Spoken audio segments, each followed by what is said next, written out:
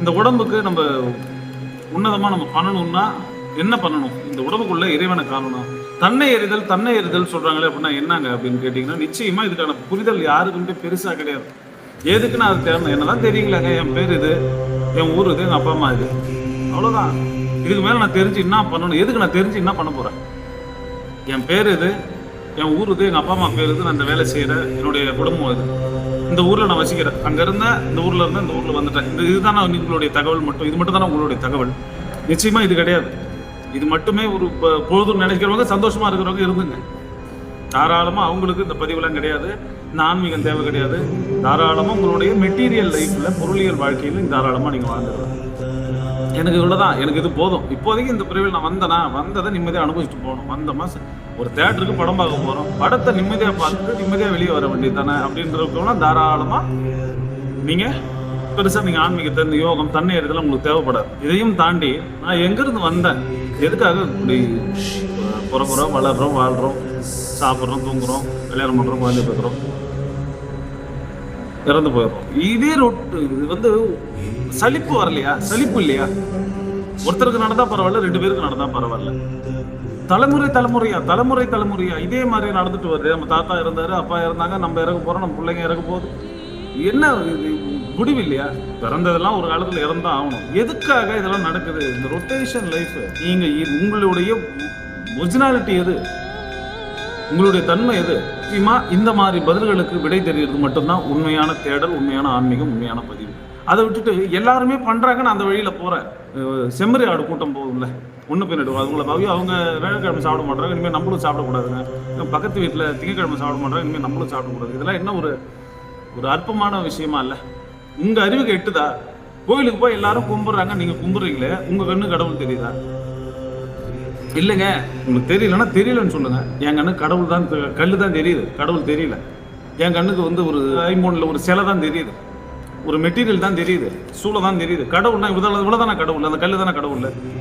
கடவுளுடைய தன்மை எவ்வளவு சொல்றாங்களே, பேரொழின்னு சொல்றாங்களே, பித்தா பெரிசூடின்னு சொல்றாங்களே. இதெல்லாம் என்னங்க? எனக்கு வெறும் கல்லு, செம்பு, கட்டை இதானே தெரியுது அப்படின்னு நீங்க அதோட ஸ்டாப் பண்ணிக்கிறீங்க. தேடல் இருந்தால் அது மட்டும் தானே தன்னை எறிதல் சாத்தியமாகும். தேடலே இல்லாம நான் ஒரு ஆட்டு மந்தை கூட்டம் மாதிரி நான் வாழ்ந்துட்டு போயிடுறேன். என் தாத்தா கும்பிட்டாரு, எங்க அப்பா கும்பிட்டாரு, நான் கும்பிட்றேன், கும்பிட்டு நான் செத்து போறேங்க. என்ன பலன் கண்டிங்க? இதெல்லாம் ஒரு சிலவங்களுக்கு காதல கூட புரியாது, ஏற்க முடியாது, இந்த விஷயத்தெல்லாம் ஒத்துக்க கூட முடியாது. என்னமோ சொல்றாங்க, என்னமோ பேசுறாங்க, அதெல்லாம் எனக்கு தெரியாதுங்க. எங்க அப்பா சொல்லிட்டாரு, எங்க தாத்தா சொல்லிட்டாங்க, குலதெய்வம் அவ்வளவுதாங்க, நான் போய் கும்பிடுங்க. கும்பிடுறதுன்னா இப்படி கையெழுத்து கும்பிடுங்க, அவ்வளவுதாங்க. 2 கை இப்படி சேர்த்து வச்சு கும்பிட்டாக்கா கடவுள் எனக்கு எல்லாத்தையும் கொடுத்துருவாருங்க. கும்பிடுற முறை இது. கடவுள் ஒண்ணுன்னு தெரியுது. இப்ப இதுல பார்த்துட்டு இருக்க பாதி பேருக்கு தெரியும் கடவுள்னா ஒண்ணுன்னு தெரியும். கடவுள் ஒண்ணுன்னு தெரியுது இல்லைங்களா? கிறிஸ்டின், இந்து, முஸ்லீம் எல்லாத்துக்கும் கடவுள் ஒண்ணு. அப்ப கடவுளை கும்பிடுற முறை இது. இப்படி கும்பிடணுமா, இப்படி கும்பிடணுமா, இப்படி கும்பிடணுமா? எது கரெக்டான முறை? கடவுள் ஒண்ணுன்னு உங்களுக்கு தெரியுது இல்ல? கடவுளை கும்பிடுற முறை எது? இஸ்லாமியர் தொழுகை மாதிரி தொழுகணுமா? ஜீசஸ் சிலுவை போட்டுக்கணுமா? கையெழுத்து கும்பிடணுமா? எதுக்கு கடவுளை கும்பிடுற வழி எது? அவங்களுக்கு தெரிஞ்சதை அவங்கவுங்க பண்றாங்க இல்லைங்களா? உலகத்துல தோன்றிய முதல் மனிதன் எப்படி கும்பிட்டுருப்பான் கடவுளை? உலகத்துல ஒரு மனுஷன் முதல் தோன்றான், எப்படி கும்பிட்டுருப்பான்? இதெல்லாம் இந்த மாதிரி விஷயங்கள்லாம் ஏன் நீங்க தேட மாட்டீங்க, சிந்திக்க மாட்டீங்க? ஆட்டு மந்தை கூட்டமாவே ஏன் இருக்கிறோம்? இதெல்லாம் தேடும் போது தான் உங்களுக்கு தன்னை எறிதல் சாத்தியமாகும். தன்னை எறிதல் சாத்தியமாட்டாதான் உங்களுக்கு இந்த கேள்விகளுக்கு நான் போடுற இந்த பதிவுகளுக்கு உங்களுக்கு புரியும். யோக ரகசியம்லாம் என்ன, யோகம்னா என்னன்னு தெரியும். யோகம்னா 2 ஒண்ணா ஆக்குறது, அவ்வளவுதான். 2, 4, 10 எல்லாத்தையும் தூக்கி ஒண்ணா ஆக்குறது யோகம். தயவு செய்து எல்லாருமே உண்மையை தேடுங்க, இயற்கையை தேடுங்க. வெளிவேஷங்கள், புராணங்கள், இதிகாசங்கள், கதைகள் இது எல்லாத்தையுமே தூக்கி வர வைங்க. உங்களுக்கு புரியறத மட்டும் தேடுங்க. இயமம், நியமம், எண்ணிலாதனம், பிராணாயாமம், பிரத்யாகாரம், தாரணை, இஷ்டை சமாதிகள் 8 வகையான அட்டாங்க யோகம்னு சொல்றாங்க இல்லைங்களா?